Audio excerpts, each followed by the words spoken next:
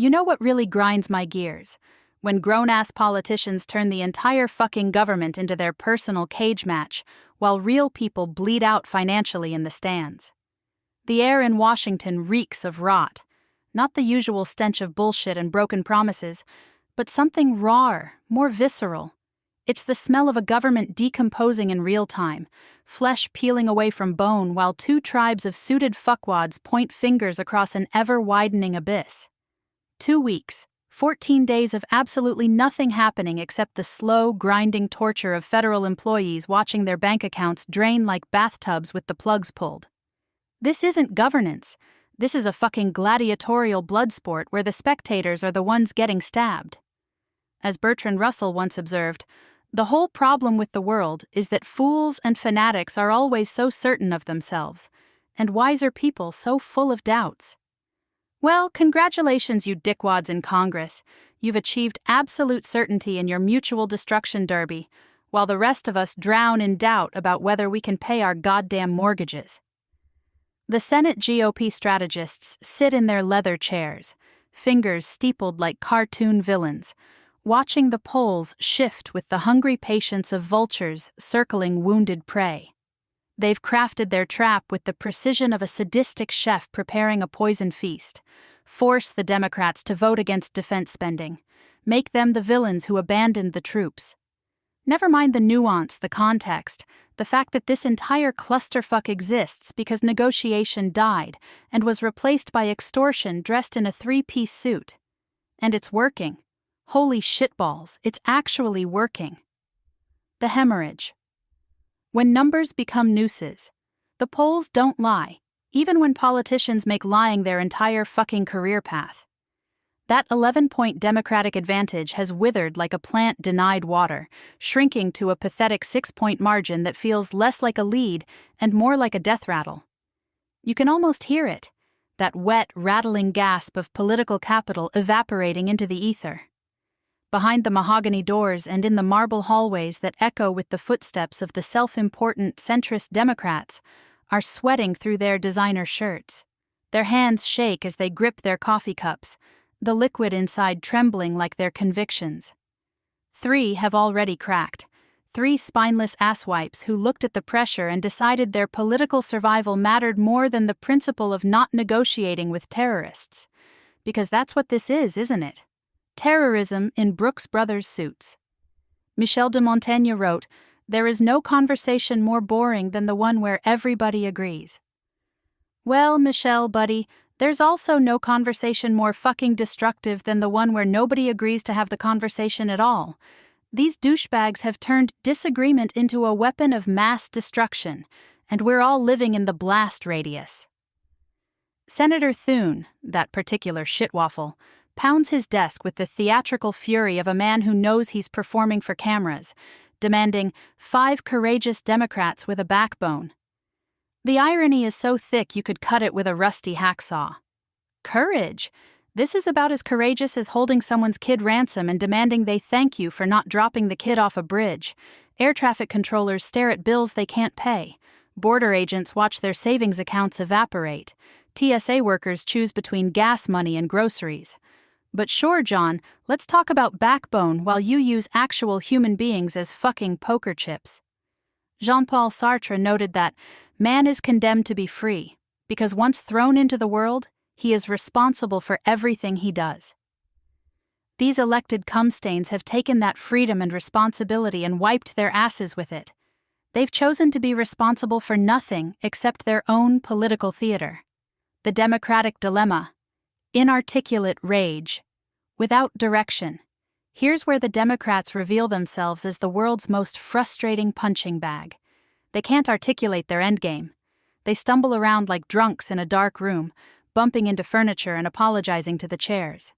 Schumer stands at his podium, face red as a baboon's ass, screaming for real negotiation, like a man shouting at a brick wall and expecting it to develop ears. Meanwhile, the insurance premium notices keep arriving like clockwork, brutal little grenades of financial devastation. $282 monthly premiums exploding overnight to $1,679. Read that again. Let it sink into your skull like a railroad spike. That's not an increase.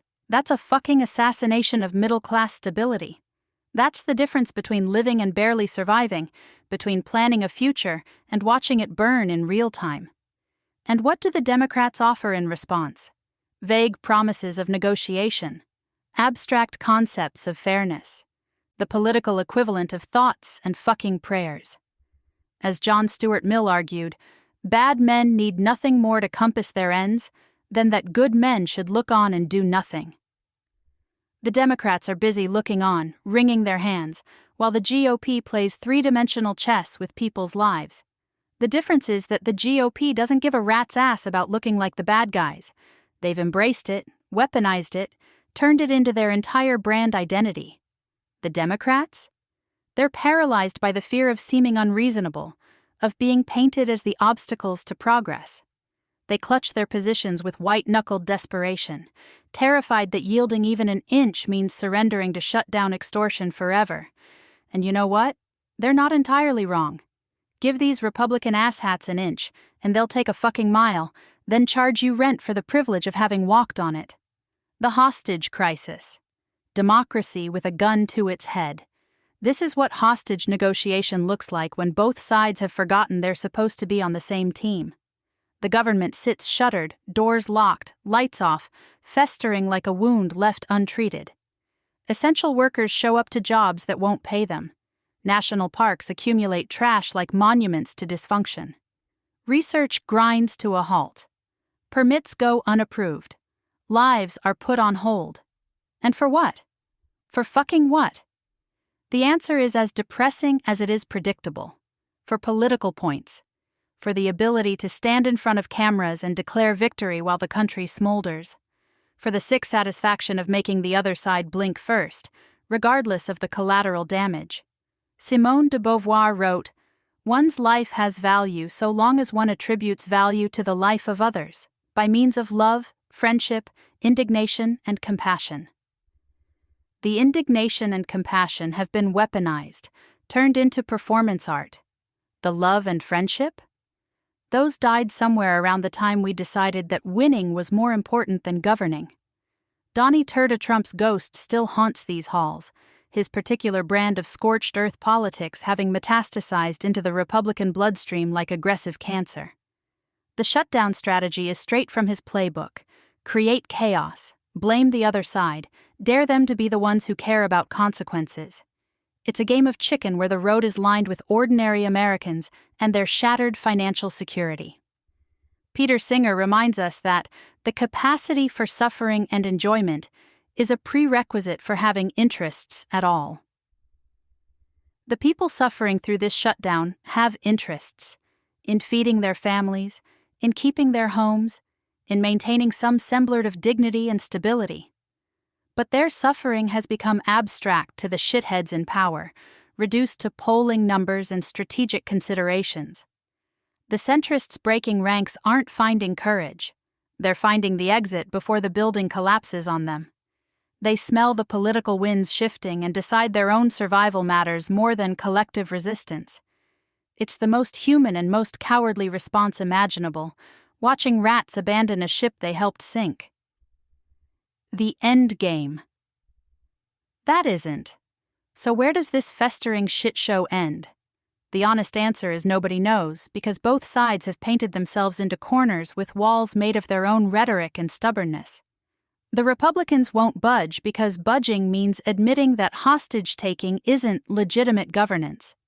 The Democrats won't budge because budging means validating hostage-taking as legitimate governance.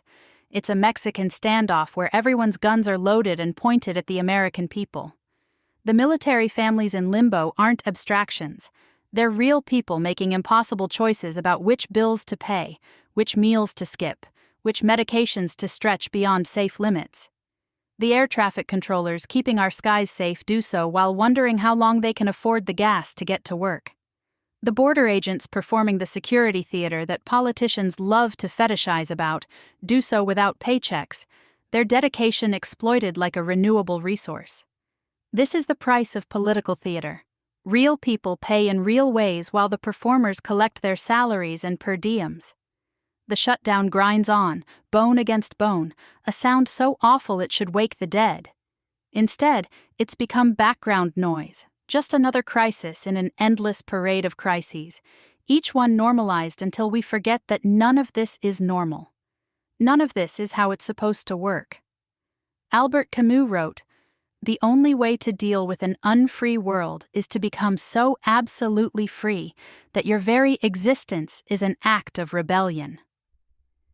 The federal workers showing up without pay, the families stretching their last dollars, the ordinary Americans refusing to let cynicism completely devour their hope, they're the rebellion.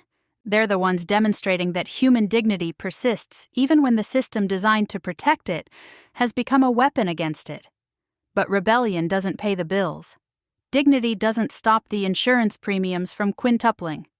Persistence doesn't put food on the table. The Democrats need to find their fucking voice.